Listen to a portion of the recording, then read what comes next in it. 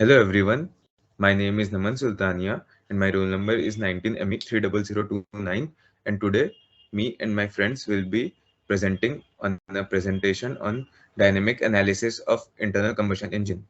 First we'll be going through introduction and then we'll be telling about few important components which we'll be using in dynamic analysis.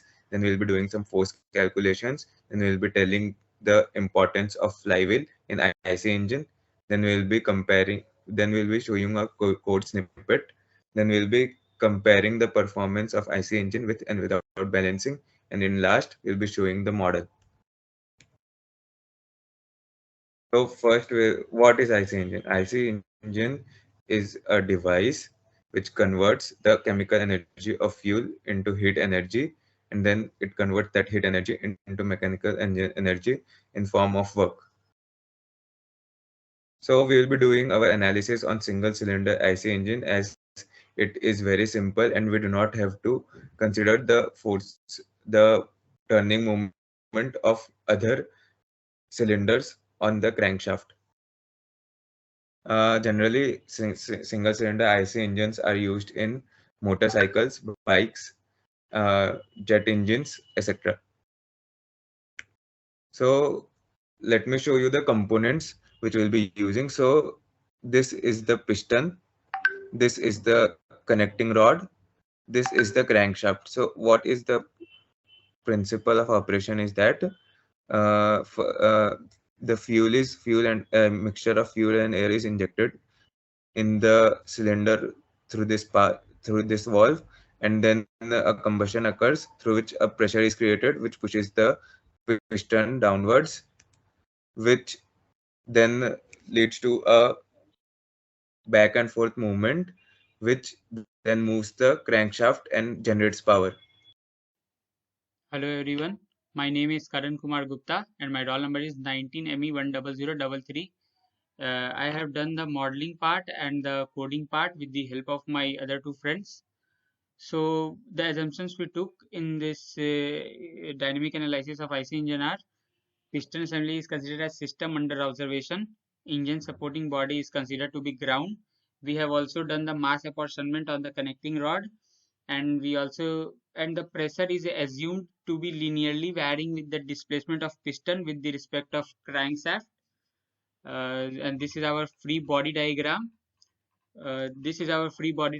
Here we can see the normal force, the frictional force, the pressure force on the piston. So we have used the Newtonian Lagrangian approach to solve the problem as discussed in the class. So we wrote the Lagrangian, and after that, for getting the equation of motion, we applied the theory of differentiating with time and independent coordinates, and we got the equations of motions in the code. And after that, we find the ground shaking forces Fx, Fy, and Mz, and this is our engine case cover, and Ox, Oy is the hinge forces. So now coming to the modeling part, this is my model.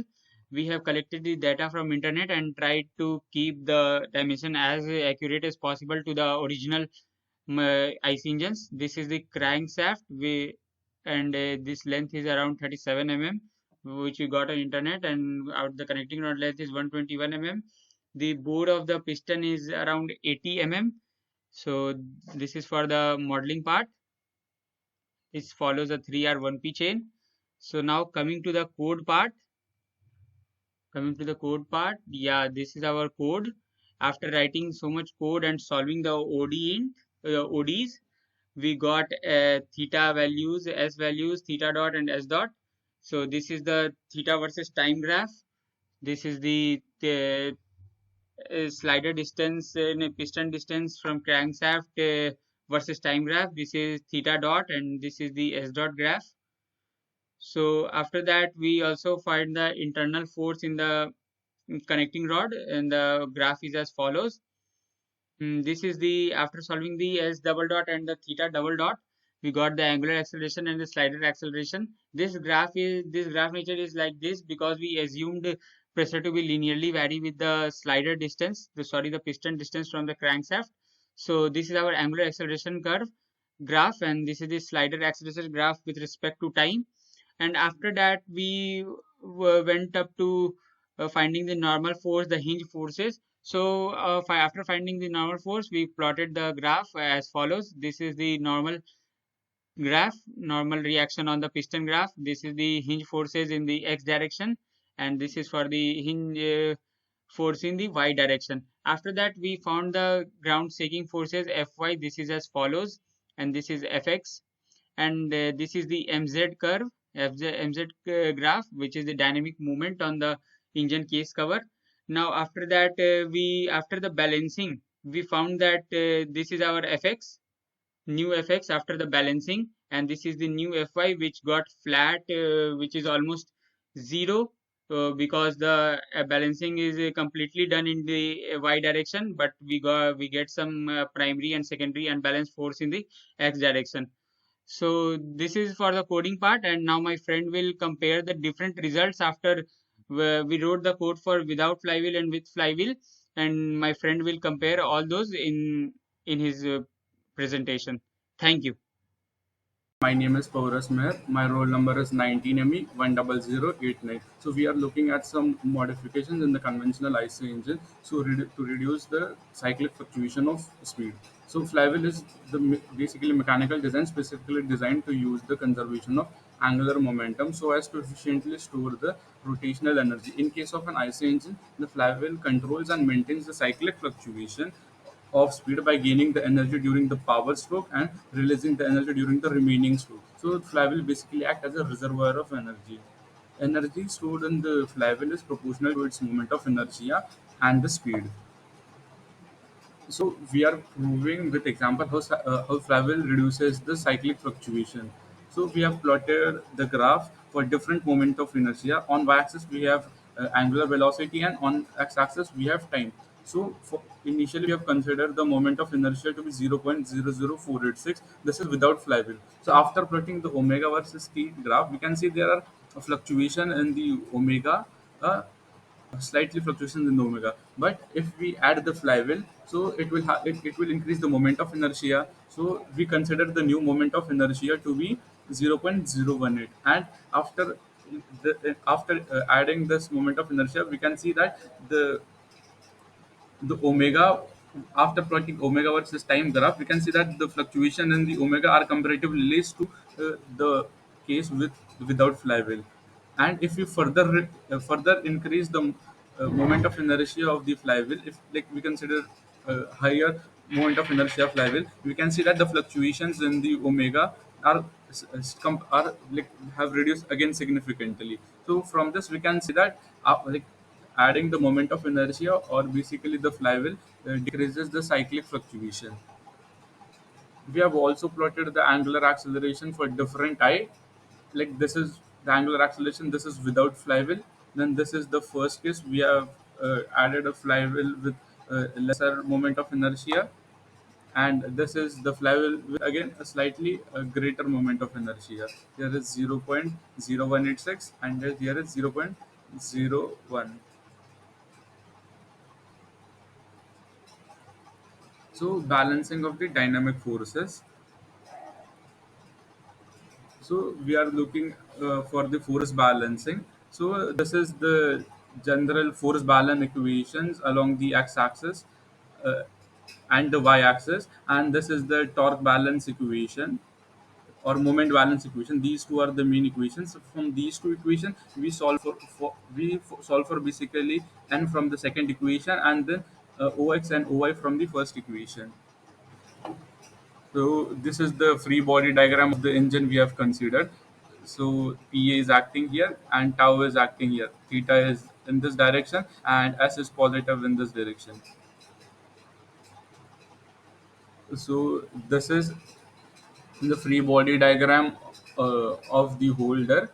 So Fx and Fy are the forces acting on the ground, and from by balancing the forces we get the Fx equations to be this and the Fy equation to be this.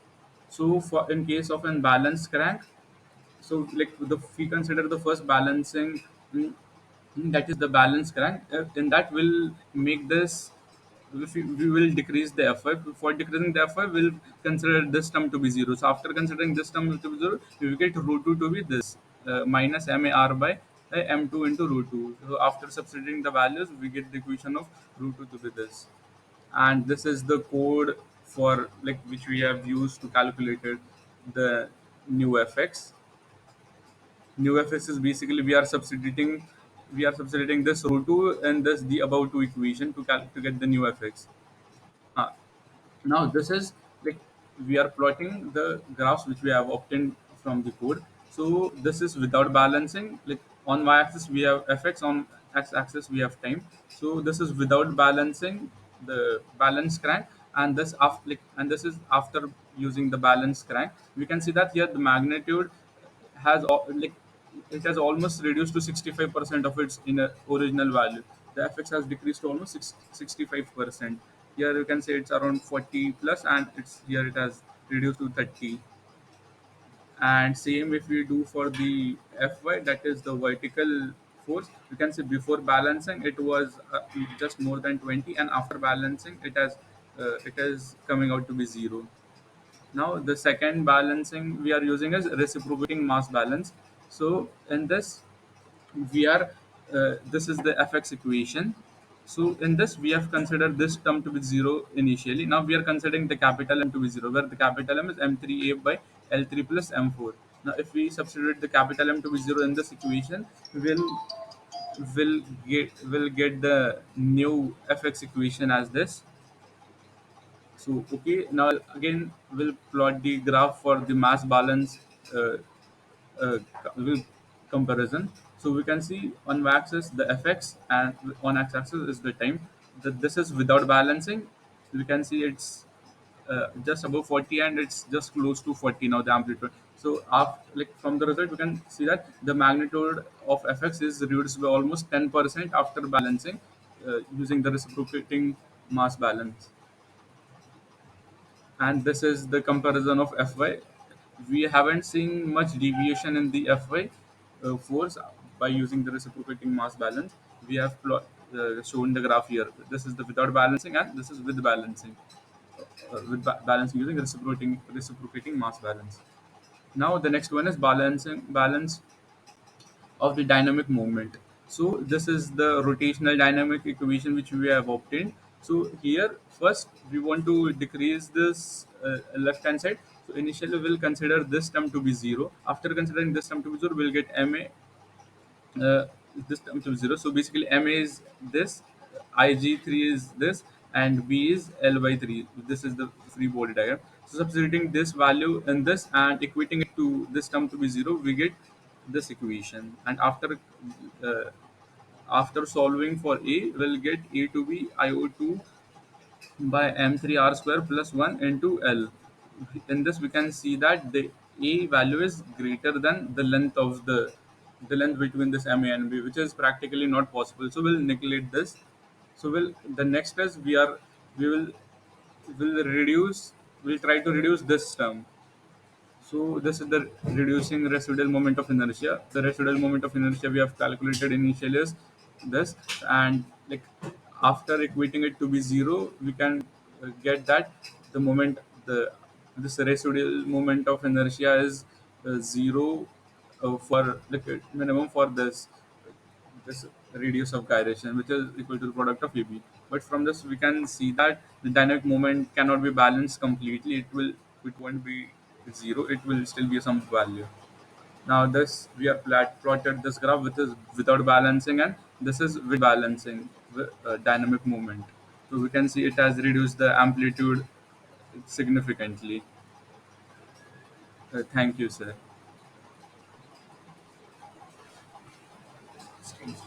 For the innovation part, we can introduce a single cylinder electromagnetic engine.